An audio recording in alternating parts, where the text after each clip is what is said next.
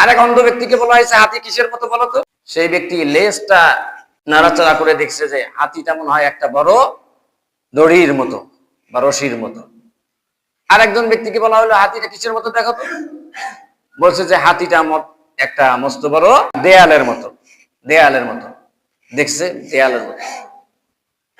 কিন্তু আসলে প্রকৃতপক্ষে যে চোখ দিয়ে দেখেছে, সচক্ষে যে দেখেছে, চক্ষুষ্মান যে, বুঝনেওয়ালা যে, বুঝে শুনে যে এই ব্যক্তি দেখতে পেরেছে, সে কিন্তু বলতে পারবে যে হাতিটা দেখতে কি রকম, হাতিটা কি। এখন মহাগ্রন্থ আল কোরআন আমাদেরকে আল্লাহ তাআলা ইসলাম কি, পরকাল কি, আল্লাহ কি, মুহাম্মদ সাল্লাল্লাহু আলাইহি সাল্লাম কি, আল্লাহর বিধান, ঐশী বিধান মানব জীবনের জন্য কতটুকু গুরুত্বপূর্ণ, এই বিধান লঙ্ঘন করলে কতটুকু ক্ষতি, কি পরিমাণ মহাক্ষতি, এগুলো বোঝানোর জন্য কোরআন, মহাগ্রন্থ আল কোরআন আল্লাহ তাআলা বর্ণনা করেছেন। বলি সুবহানাল্লাহ। এখন আমরা অন্ধ ব্যক্তির মতো ওই কোরআনের 2 পাতা পড়ে এসে বলতেছি ইসলাম হলো এই কি, যাকাত দিতে হবে ইসলামে এরকম, যে শাড়ি লুঙ্গি নিম্নমানের কাপড় চোপড় দিয়ে যাকাত দিতে হবে, এটা হলো ইসলাম। অন্ধ ব্যক্তির হাতি দেখার মতো। ফিতরা দিতে হবে কি, ফিতরা দিতে হবে এরকম যে দিলে দিলাম না দিলে নাই। ইসলাম কি, ইসলাম মানে হচ্ছে দো দিল বান্দা কালিমা চোর, অর্থাৎ আমি মসজিদ में जाके नमाज पढ़ो और होटल पे जाके शराब पियो, ताकि शैतान घीरा भी रहे हर हमन भी नाराज ना हो।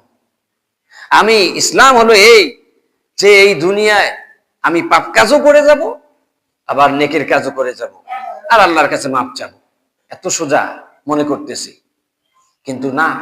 সম্মানিত হাজিরিন, এই জন্য গোটা মানব জাতিকে তাকওয়া অর্জন করার জন্য আল্লাহ তাআলার একটি বিধান, এক মাস কোর্স, 1 মাসের একটা সিলেবাস, কোরআন নামক সিলেবাস দিলেন, আর রমজান নামক, সিয়াম নামক আত্মশুদ্ধিমূলক একটা প্রশিক্ষণ দিলেন।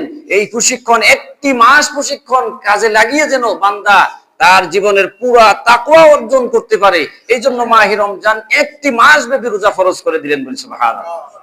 1 মাস ব্যাপী প্রশিক্ষণ। সেই প্রশিক্ষণ শুধু উপবাস থাকার নাম নয়, উপবাস থাকার নাম নয়। নবী করিম সাল্লাল্লাহু আলাইহি ওয়াসাল্লাম বলেছেন, মান লাম ইয়াদা কাওলা যুরি ওয়াল আমালি বিহি ফালাইসা লিল্লাহি হাজাতুন আন ইয়াদা তাআমাহু ওয়া শারাবাহু।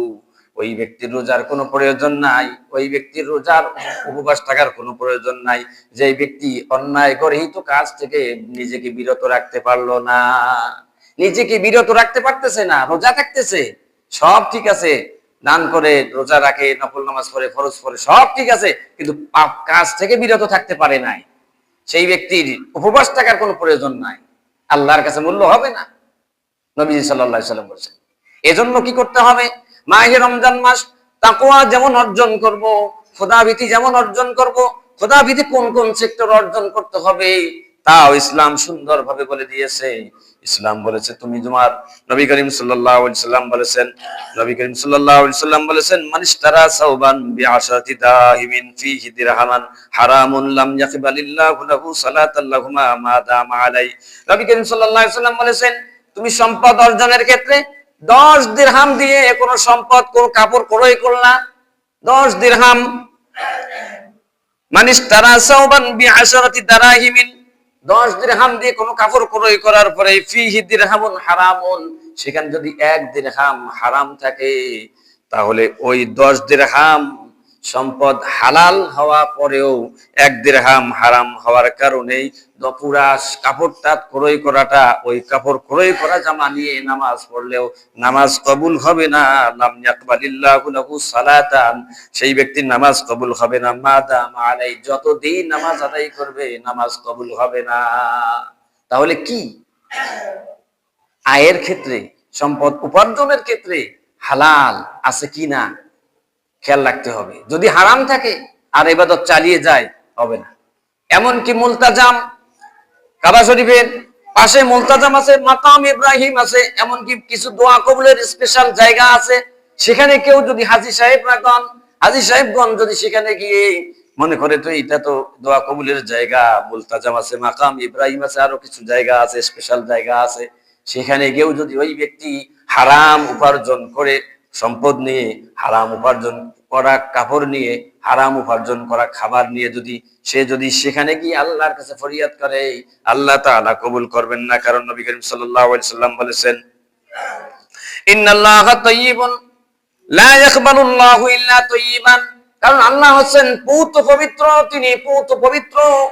মন, আত্মা, কলবকে পছন্দ করেন, ভালোবাসেন। পূত পবিত্র আত্মা ছাড়া, ঈমান ছাড়া, কলব ছাড়া, অপবিত্র আত্মা দিয়ে, হারাম আত্মা দিয়ে, হারাম কাজ দিয়ে আল্লাহর ইবাদত কবুল হবে না। নবী করিম সাল্লাল্লাহু আলাইহি সাল্লাম বলেছেন যে এক ব্যক্তি দূর দূরান্ত থেকে এসেছে, যাকারা রাসূলুল্লাহ সাল্লাল্লাহু আলাইহি সাল্লাম ইউতিরু সাফারা শারা ওয়া আকবারা ফায়াকুলু ইয়া রাব্বি। দূর দূরান্ত থেকে অনেক টাকা খরচ করে হজ করার জন্য এসেছেন। সাহাবী বলেছেন, হুজুর, এই ব্যক্তি দূর দূরান্ত থেকে হজ করতে এসেছে, কিন্তু মালবাসুহু হারামুন, মাতআমুহু হারামুন, ওয়া মাশরাবুহু হারামুন।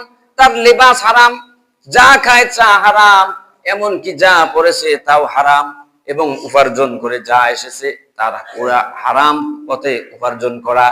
এই ব্যক্তির দোয়া কবুল হবে কিনা? আল্লাহর নবী সাল্লাল্লাহু আলাইহি সাল্লাম বলেছেন, এই ব্যক্তির দোয়া কবুল হবে না। কারণ নবী করিম সাল্লাল্লাহু আলাইহি সাল্লাম বলেছেন, ফা ইন্না ইউস্তাজাবু যালিক। এই ব্যক্তির দোয়া আল্লাহর দরবার পর্যন্ত পৌঁছতে পারবে না, আল্লাহর দরবার পৌঁছবে না। কারণ আগে পবিত্র হতে হবে।